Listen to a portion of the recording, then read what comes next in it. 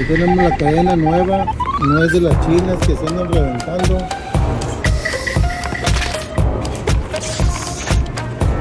Tienen su bolsa original.